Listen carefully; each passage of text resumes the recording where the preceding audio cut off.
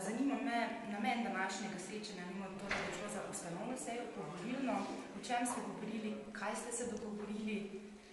No, dejansko smo v tem mandatu nadaljevali s tisto prakso, ki smo imeli že v prejšnjem, da Slovenska ljudska stranka skliče župane in podžupane iz svojih vrst, kajti ugotavljamo, da je 48 županov članov Slovenske ljudske stranke, poleg tega še 12 oziroma 13 danes ugotovil podžupanov, kar pomeni 60 ljudi na pomembnih funkcijah, in to je kapital, ki ga ima redko katera, oziroma če smo zelo odkriti, nobena od strank v slovenskem prostoru.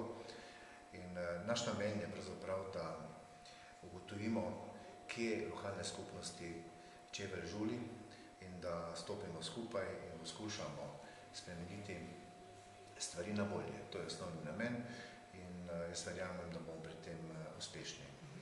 Danes smo nekako sprejeli ta sklep ugotovitveni o številu članov kluba županov in pa tudi postavili posamezne podpredsednike iz vseh 8 volilnih enot, tako da bo v bodoče se pogosteje sestajal kolegi kluba županov, po potrebi predvidevam nekje 4-krat na leto, pa tudi celoten klub županov. Vi ste mislili, da predsednik od leta 2009, kako dolgo sicer traja ta, to se ne vem, vsako leto volje, kako je zdaj?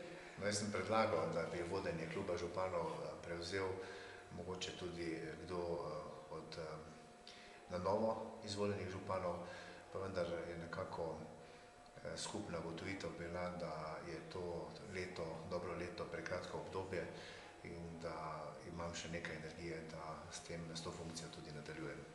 Tako. Mogoče še samo kakšna beseda o vsebinskem delu današnjega srečanja. Zdaj sem ujela verjetno še zadnji del o tem novem zakonu, ne? Ja, v tem trenutku je seveda najbolj pomemben ta predlog zakona o spodbujanju regionalnega razvoja, kjer pač ugotavljamo, da gredo stvari na slabše, kar se tiče položaja posameznih lokalnih skupnosti in še marsikatero neskladje bi bilo potrebno odpraviti. Zato jaz pričakujem, da bomo sprejeli sklep, da takšnega predloga pač klub županov ne more podpreti. No, v tem trenutku nas pa žuli še ena druga zadeva, to je zakon o integriteti in preprečevanju korupcije, ki je s svojimi določbami prinesel kar nekaj nemira ali pa nelagodja med funkcionarji lokalnih skupnosti, ali drugače povedano, zelo karikirano, če danes občinski svetnik, če se mu rodi otrok, ne more niti prejeti te enkratne denarne pomoči.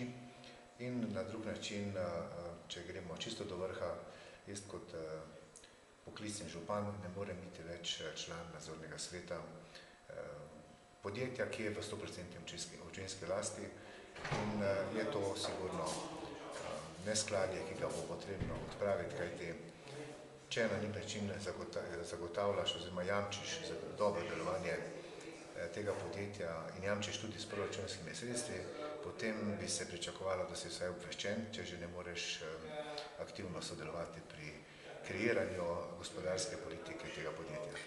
Toliko, najlepša hvala.